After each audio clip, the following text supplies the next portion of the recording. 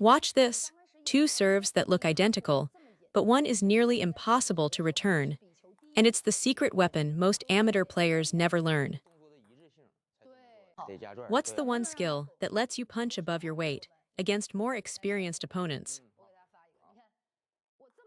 It's topspin on your serve, specifically, learning to make the ball kick. Watch this. I serve one way, then I serve another. Which one kicks more? The first or the second? When I say kick, I mean the ball still carries upward force when it reaches your opponent's racket. It jumps off the paddle and flies long. Topspin is about kick. Whoever generates more kick controls the rally. A heavy topspin serve forces your opponent to respect the rotation. They can't just load up and rip the ball. Here's the key insight. To beat someone who's played 3 or 4 years longer than you must engage them in topspin rallies. Because if their stroke mechanics aren't clean, they can't sustain a topspin exchange. Their form breaks down after 1 or 2 balls. That's the weakness you exploit. If you try to outpush someone with years more experience, you'll lose. Their touch is seasoned, they push and chop every day. Even if you manage to loop 2 out of 10, they'll block or counter. But if their stroke mechanics are flawed, watch what happens in a topspin rally. They hold it together for 1 ball, maybe 2, then the third goes wild.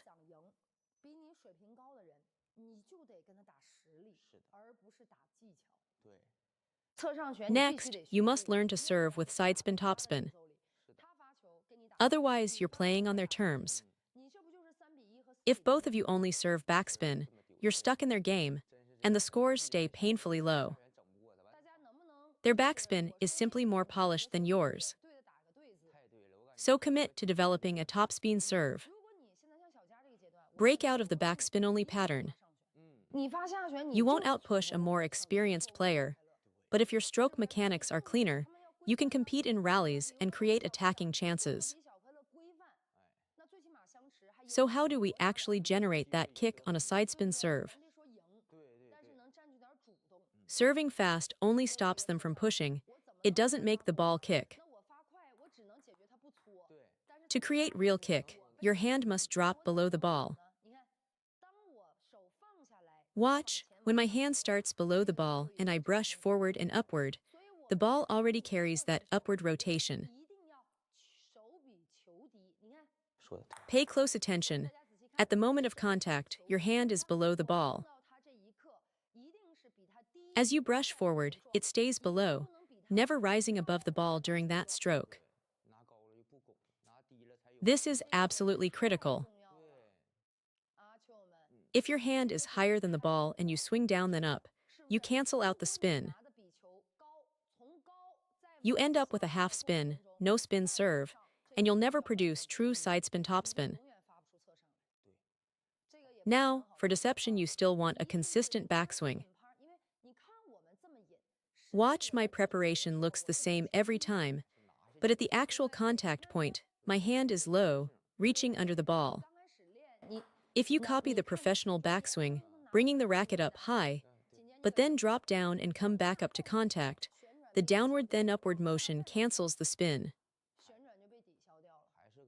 So when you're first learning, simply start with the racket at hip height. When you practice, lock in the first key point. Your hand must start below the ball. Whether you use a hook serve or a forehand pendulum, drop your shoulder, really sink it down so your contact point is low. As the ball drops and your racket moves forward, and to the side, you brush upward just like looping. You're catching the ball from below and lifting through it. If your racket is level with or above the ball, you'll never generate true sidespin-topspin. The ball falls, and you rise to meet it, That convergence creates the best combined force for topspin. Then point 1. Your starting hand position must be below the ball, drop that shoulder, sink down. Point 2. You need friction. Just like when you loop, you must brush the ball, not just hit through it. I need that grabbing contact. Just like I need that upward brush when I loop, I need the same thing on my serve. Watch the racket head at contact. As I brush forward, the racket head lifts, a small, quick flick upward. That little wrist snap at the end is where the spin lives.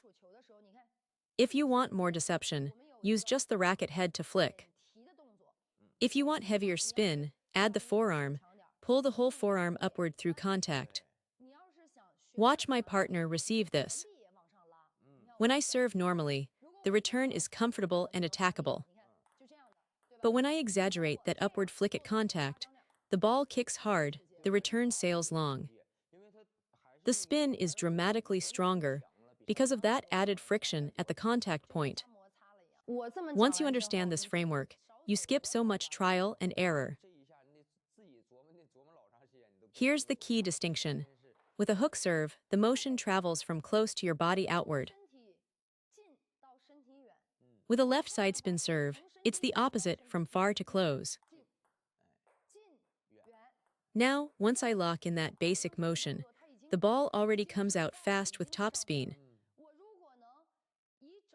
But if I use my elbow as the pivot point, forearm low, then forearm high, low then high, watch. The racket head can whip upward at the end. That makes the ball fast, and it kicks forward with heavy topspin.